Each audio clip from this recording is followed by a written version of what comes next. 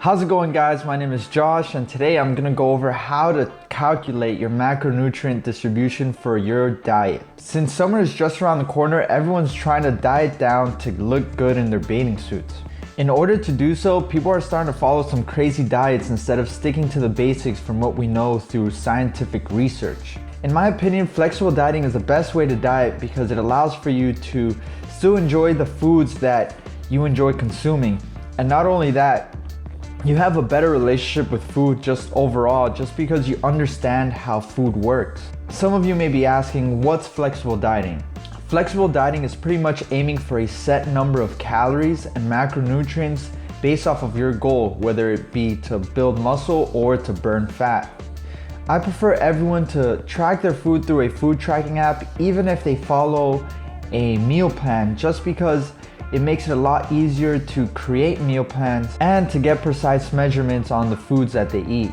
By the end of this video, you guys will know how to calculate your calories and macronutrients for your diet. But before I continue, you first got to understand what calories are. As humans, we consume food for energy, and pretty much the unit of energy that comes from the food we eat is calories.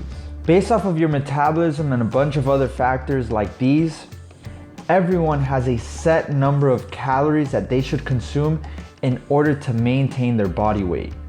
If you overconsume above your maintenance, then you're going to gain weight. If you consume less calories than your maintenance, then you're going to lose weight. If you want to lose weight, you gotta eat less calories than what your body needs to maintain its body weight. So how do you find your maintenance calories? There's a lot of different formulas you can use in order to calculate your maintenance calories, but a lot of times these formulas are not accurate. These formulas pretty much compare the information that you give them to other people's maintenance calories to calculate yours. And like I said earlier in the video, everyone's maintenance calories is different. So the best way to calculate it is by finding it. So how do you find your maintenance calories? This might sound kind of intimidating to most people, but what you want to do is first download the food tracking app that I mentioned earlier. 2, track everything you eat for a whole week. Number 3, you want to weigh yourself every single morning after using the bathroom for those 7 days. The way I like to track my body weight is by first weighing myself, then typing my body weight in an Excel sheet. That way, after the 7 days, I can get the average of the 7 numbers and see how my body weight has fluctuated. If you see that by the end of the 7 days, your body weight has stayed the same, then you're eating at maintenance. If your body weight has increased, then you're eating above maintenance. If your body weight has decreased, then you're eating under maintenance. Finding your maintenance calories is just half the battle. Once you know your maintenance calories, then you know to either increase in calories or decrease in calories in order to gain or lose weight. Keep in mind that your body could only be doing one of 2 things, either burning fat and muscle or gaining fat and muscle. But based off of how vigorous you go about your diet or how vigorous you go about your gaining phase, then you'll do more or less of what you want.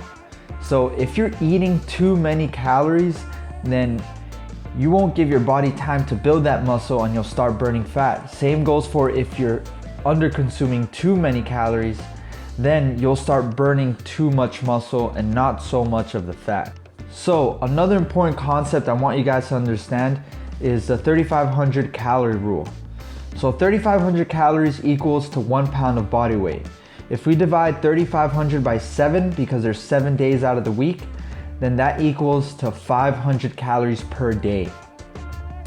If you're under or over consuming 500 calories from your maintenance, then you're either gonna gain a pound or lose a pound a week. So now that we got calories out of the way, let's now talk about macronutrients. So what are macronutrients? Macronutrients are pretty much what calories consist of. The 3 main macronutrients you wanna know is protein, which has 4 calories per gram, carbohydrates, which also has 4 calories per gram, and fat, which has 9 calories per gram. Protein you find in things like chicken, steak, fish, eggs, and also in tofu for all you vegans. Carbs you find it in things like fruits, vegetables, grains, pastas, and things of that nature. Fats you find in things like oils, butters, nuts, and seeds. So, due to how your body metabolizes these different macronutrients, it's important that you distribute your calories appropriately in order for your body to make the progress that you want. Especially when you're on a deficit of calories, it's important that you consume enough protein just so that your body can stay satiated and in order to maintain as much muscle as possible. Also, you want to make sure you're consuming enough fat, because if you're not consuming enough fat, it can throw off your hormones and it can increase stress hormones, which is just detrimental to your muscles. So now that you know how to calculate your maintenance calories and you understand a little bit about macronutrients, I'm going to show you how to calculate your macronutrient distribution for your diet. So for this example, I'm going to be showing you a 180-pound male with a maintenance of 3,000 calories. Right here on the side, I have the 3 main macronutrients listed, just so I can show you the order that I'm going to be calculating each macronutrient. The 2 main macronutrients you want to first calculate is protein and fat. Eating enough protein when you're on a deficit of calories is important to maintain muscle and to help with satiety and to have positive increases in mood. Like I said earlier in the video, consuming low amounts of fat can cause you to have hormonal imbalances and also increase stress hormones and decrease testosterone, which is important to maintain your muscle when you're on a cut. So assuming that we know this person's maintenance is 3,000 calories, what we want to do is decrease his maintenance calories by anywhere from 300 to 500 calories. Let's start with 300 just because it gives the body enough time to maintain muscle. So 3,000 minus 300 equals to 2,700. So his cutting calories are going to be 2,700 calories. Now that we know the number of calories he's going to be consuming, we can now distribute the calories within protein, fat, and carbs. So protein, we know that for every gram of protein, it equals to 4 calories, or 4 calories per gram. And the general recommendation is that when you go on a cut, is that you should consume anywhere from 1 to 1.3 grams of protein per pound of body weight. The leaner you get, the more you increase your protein. Assuming that this person's relatively lean, maybe around 10-15%, then we'll start them off around 1.1. So what you do is you get the person's body weight and you multiply it by anywhere between 1 to 1.3. I started with 1.1 and it gave me 198 grams. So right here is the amount of grams of protein that this person will be consuming starting his cut. Now, in order to convert the grams into calories, we multiply 198 by 4 because it's 4 calories per gram, which gives us 792 calories from protein. And the reason why I'm calculating calories is because we're gonna need it at the end for carbs. Once we calculate protein and fat, we add the calories from these two in order to see how many calories we have left for carbohydrates. So what I'm gonna write up here is the amount of grams of protein, so 198 grams, and in parentheses, 792 calories. So boom, we have his protein, 198 grams, which consists of 792 calories from protein, okay? Next is fat. Okay, fat. We know that for fat, it's 9 calories per gram. And the general recommendation for when you go on a cut is that you want 15 to 30% of your calories, of your cutting calories, to come from fat. Typically, you would never want someone to eat 15% of their calories from fat. That's just way too low.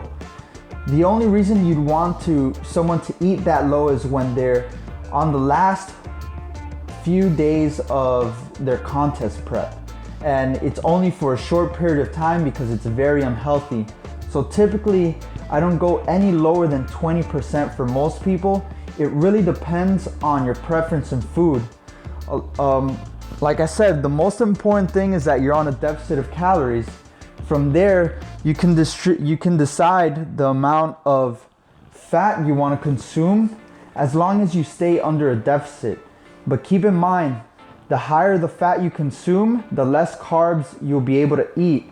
So assuming this person's like me and enjoys high fatty foods, then we're gonna multiply 2700 by 0.3 in order to get 30% of 2700. So what we do, we get 2700, which is his cutting calories, multiplied by 0.3 to get 30% of his calories, which comes out to 810 calories. Now we divide that by 9 because it's 9 calories per gram in order to convert it to grams. So he's gonna be consuming 90 grams of fat, which consists of 810 calories from fat.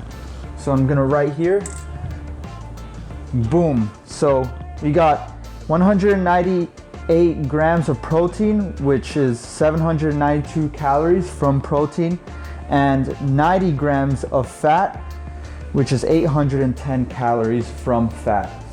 Now all we gotta do is calculate carbs, which is the remaining calories that's left from the 2700. So we know that for carbs, it's 4 calories per gram, and the general recommendation, like I said before, is the remaining calories from the 2700 after calculating protein and fat.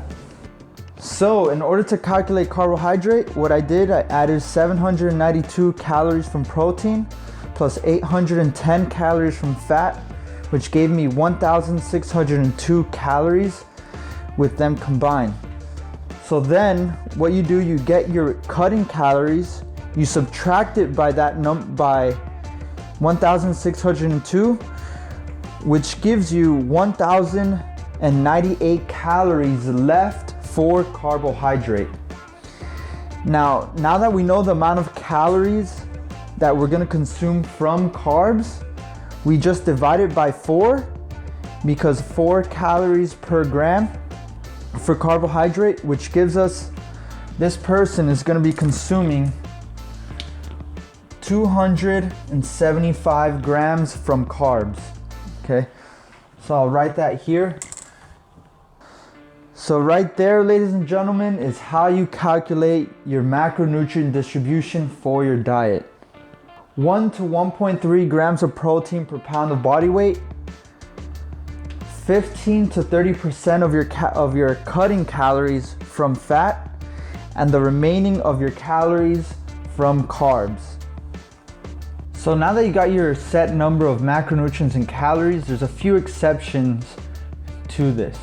One is that you want to make sure you fit into your calories and macronutrients 2 to 3 servings of fruits and vegetables per day. Also, for women, you want to make sure you're consuming at least 20 grams of fiber, and men at least 25 grams of fiber through whole foods. General recommendation is that for every 1,000 calories, you want 10 grams of fiber. For example, if you're consuming 2,000 calories, you want to consume 20 grams of fiber through whole foods. So not any of these supplements with added fiber. Also, for both men and women, you don't want to consume more than 20% of your carbs from fiber, because then it can cause a lot of GI problems and bloating and maybe even constipation. So avoid eating too much fiber. Again, if you're tracking your food through a food tracking app, it'll calculate the amount of fiber you consume based off of the foods that you eat. But thanks for watching, guys. I hope you found this video informative. If you have any questions, feel free to let me know in the comments down below, and I'll make sure to answer as soon as possible. Make sure to like this video if you found it informative, and subscribe to my channel so you can stay updated on more informal videos on everything training and nutrition. And also follow me on my social media. I'm posting a lot of content on things that I eat on my story in Instagram, and I also post the macronutrients just so you guys can have an idea on how I eat throughout the day. But thanks for watching, guys. Stay well. Peace.